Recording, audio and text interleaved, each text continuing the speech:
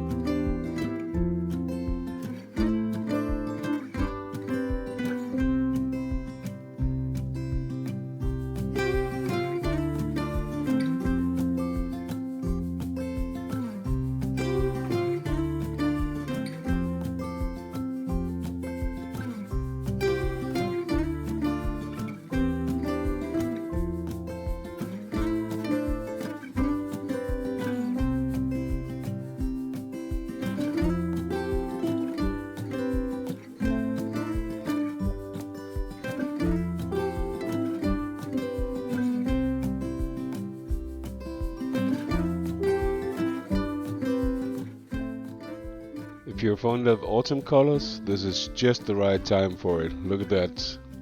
I think it's really pretty.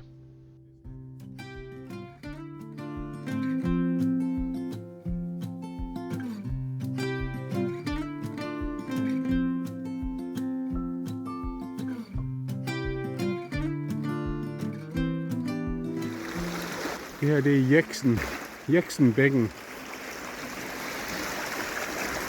hvor man sandsynligvis kan se masser af isfugle, genskabt for 3 år siden, efter der har været mølledrift og dambrug siden højmiddelalderen.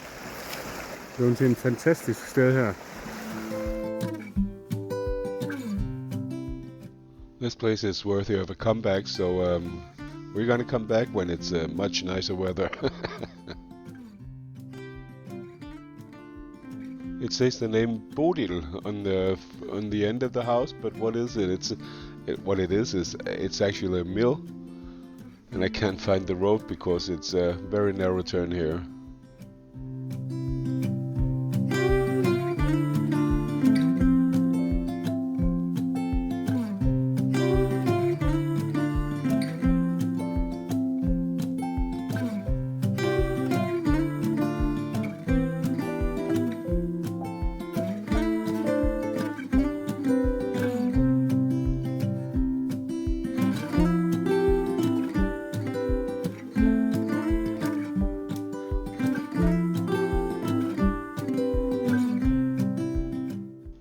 We're on our way to a nice lake to have breakfast, or a brunch if you want to learn to. Because as I wrote last night, we were by Ejstrup Beach and used a few hours there eating fish and chips, and wanted to spend the night. And then just suddenly all our power went. The inverter were making beeping sounds and usually indicates there's no power at all on the batteries. And actually they were empty, totally empty. And I couldn't quite figure it out why. So we drove up to the nearby camping place. But their automatic system was totally gone, so we couldn't book a place. Then I went to a gas station to see if I could plug in a lead to see if the 220 volts were okay. But they didn't have any outlets I could use. So it ended with us packing up, taking the freeway, the motorway all across Denmark, and spent the night at home instead. So I made a lot of measurements, and it turned out that the split relay didn't work. The batteries were okay, and the 220 were okay. But it was my own fault. I had bought a very, very cheap one. I shouldn't have done that. They were shit. But this morning I went to my normal spare parts pusher and buy a Victron split relay. Very expensive, but I have yet to experience some of their products not working. So it looks to be dry today, so I'm gonna change it here. Annemette is telling you here that we're at Skånsø Lake, very nice little place in our area. And she of course also tries to explain what happened with the power. As you can see in the background, I'm changing the relay. This area is really nice. It was cold, but no wind today, so a nice place to work.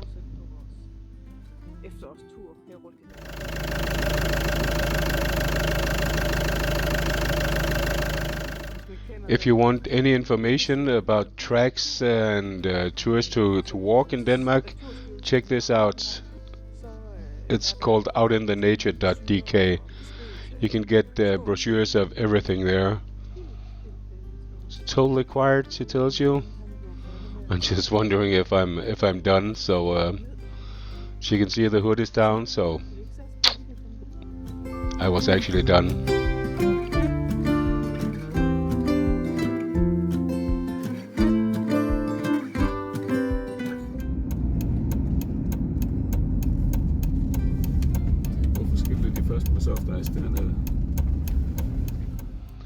The signs for soft ice was a bit further down, but we have actually been here before, a lot of times before.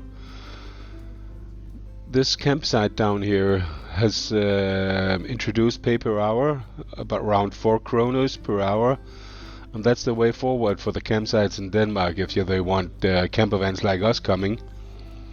Because we don't want to pay 300-400 kroner for all the things for kids and families. We just want a nice secure place to stay the nights, probably get access and pay for a shower. So the hourly rates are much better. We're looking for soft ice, but I think unfortunately it looks like it's closed. It is way out of season, we know that, but nevertheless we have to try. And this particular little place sells soft ice from something called Vebbestrup. We're not so far away, but it's the wrong direction, and it's the best soft ice in all of Denmark. I can say that with confidence.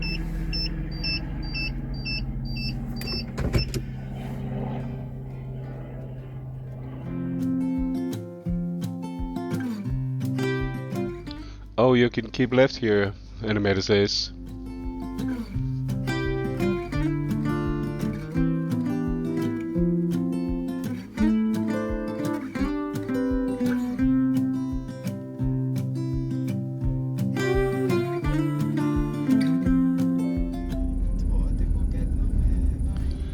Well, you shouldn't have stayed left because it ends in the bicycle path. So turn around, go back, and go right. That's what happens when you always drive on the small roads.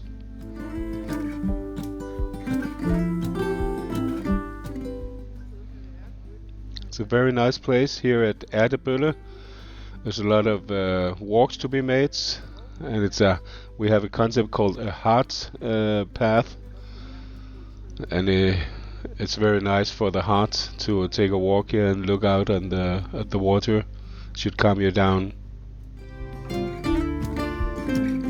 Ærtebølle is one of the first settlements in Denmark. Quite a funny sign, I thought.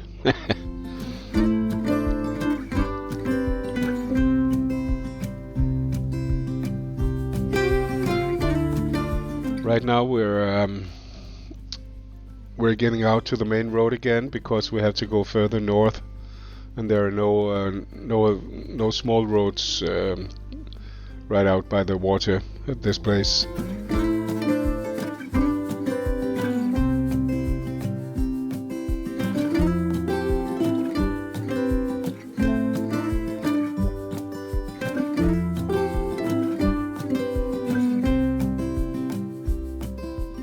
This is a very small harbor called Staun, and it's a nice place for campers. There was no one else but us. There's a toilet there, and you can get water, and just spend the night there watching some YouTube. But in the morning, as you can hear probably, it's quite windy, and it was freezing cold at night because at that time we hadn't insulated the van yet, so that's probably the cause for what happens later today.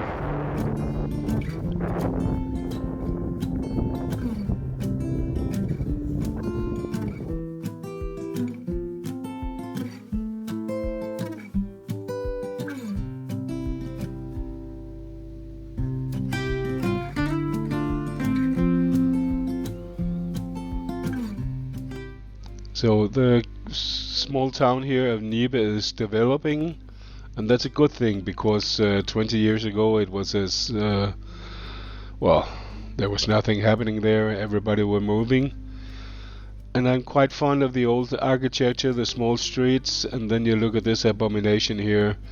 It's actually the church who has built something new in this old neighborhood. Most of the town has evolved around fishermen, and that's why the streets are so narrow. This is my grandfather's house. I spent a lot of years here, all my summers, and see how crooked that is. The roof is 3 different angles.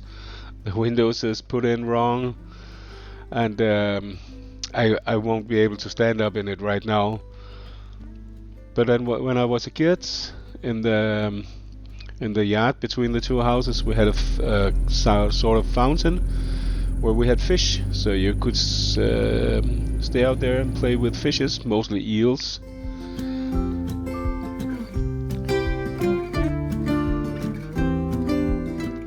And Animeta tells me that I can take a stroll down by the harbor, but she wants to have a lie down.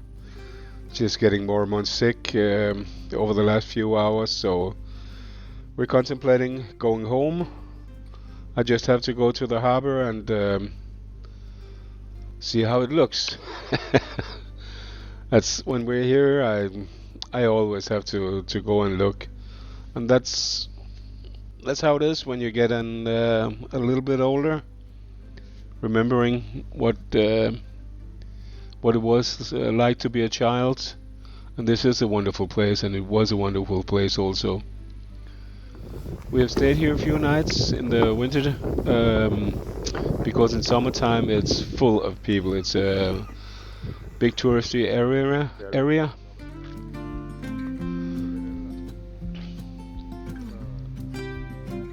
And yeah, the man behind the camera, that's me. It's taking a stroll down the memory lane. But we can see the city has evolved. There's a lot of houses now where people, they own it by the water sides and have their boats. It's being quite a big harbor for leisure ships. But as I said, all my summer's been spent down here fishing with my grandfather. He was a boat builder, built all those the old wooden boats. It's all glass fiber now. But catching eels, catching fish in nets, playing with crabs, trying to impress the girls by jumping in the harbor. Everything you can do as a young boy on a harbor. The house right there is a newly built house.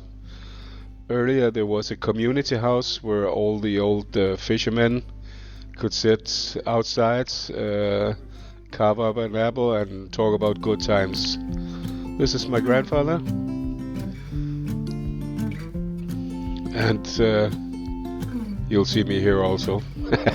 It's a few years ago, but my father is actually a painter, or he was a painter. He's dead now, but he did a few paintings of the old fishermen that were in the house. So I'm trying to figure out who I have to call to find out if the paintings are gone or if they're just being held somewhere. They were not in the house. I looked inside the windows. This is what it looked like also in earlier days when we came home from being out on the fjord.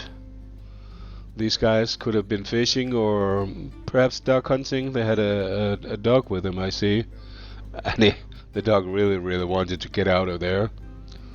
But I have got to get back to Animated because we want to get home as soon as possible.